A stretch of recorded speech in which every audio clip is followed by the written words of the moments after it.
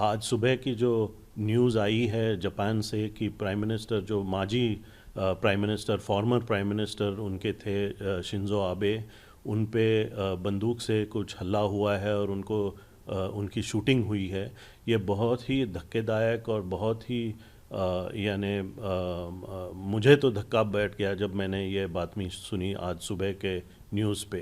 तो मुझे लगता है कि शिंजो आबे सिर्फ जापान में नहीं लेकिन इंडिया में, हिंदुस्तान में, भारत में भी बहुत प्रेमी थे। लोग उनको प्रेम करते थे और उनको काफ़ी इज्जत देते थे। सर, आपने बताया कि आप जब वो उनकी विजिट हुई है इंडिया में, काफ़ी आपने काम भी किया है उनकी जी विजिट के दौरान। कैसे व्यक्तित्व हैं वो, और कैसे, और उनका इंडिया के साथ में रिलेशंस की बात किया जाए तो उसको कैसे देखते हैं? नहीं, देखिए, शिंजो आबे साहब जब जापान के प्रधानमंत्री थे, पंतप्रधान थे, पीएम थे, उस वक्त उन्होंने बहुत काम किया भारत और जापान के रिश्तों को सुधारने के लिए और आगे बढ़ाने के लिए।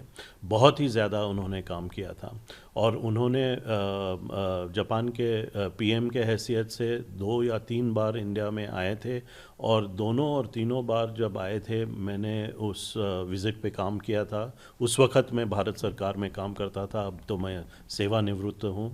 लेकिन मुझे याद है कि शिंजो आबे साहब ने बहुत मेहनत की थी और बहुत काम किया था दोनों देशों के संबंध को सुदृढ़ बनाने के लिए और आगे ले जाने के लिए। प्राइम मिनिस्टर किशिदा ने भी एक प्रेस कॉन्फ्रेंस की है, उन्होंने भी इस पूरे मामले को निषेध किया है और कहा है, स्ट्रॉन्गेस्ट वर्ड में क्रिटिसाइज किया है।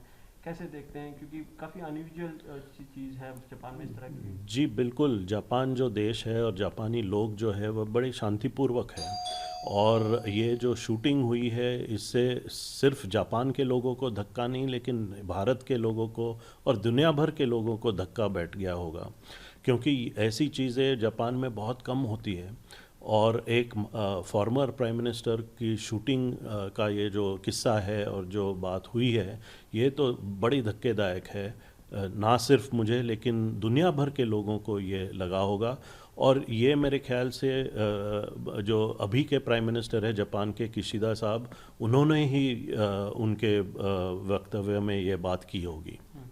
सर, आपने कहा कि भारत के साथ में तो रिलेशंस काफ़ी अच्छे थे, लेकिन चूंकि आप इस मामले के जानकार हैं, वर्ल्ड स्टेज पे अगर देखा जाए तो कैसे उनका कैरेक्टर कैसा था, उनका रोल क्या था वर्ल्ड स्टेज पे अगर देखा जाए तो? नहीं, वो जापान के काफ़ी लंबे अवसर से प्राइम मिनिस्टर रह चुके हैं और इसलिए वर्ल्ड स्टेज पे भी उनका एक स्तर था, एक दायित्व था।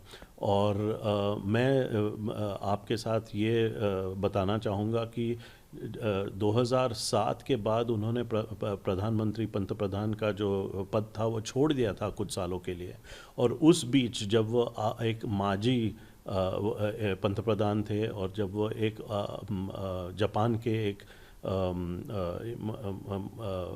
ऑर्डिनरी सिटीज़न थे, तो उस वक़्त उन्होंने भारत की और दिल्ली की एक सैर की थी, वो आए थे और वो सबसे ज़्यादा महत्वपूर्ण एक विज़िट मैं समझता हूँ, क्योंकि जब वो पीएम नहीं थे वो ज़्यादा महत्वपूर्ण होता है कि उनको कैसी देखभाल होती है, उनकी कैसी मीटिंग्स होती है।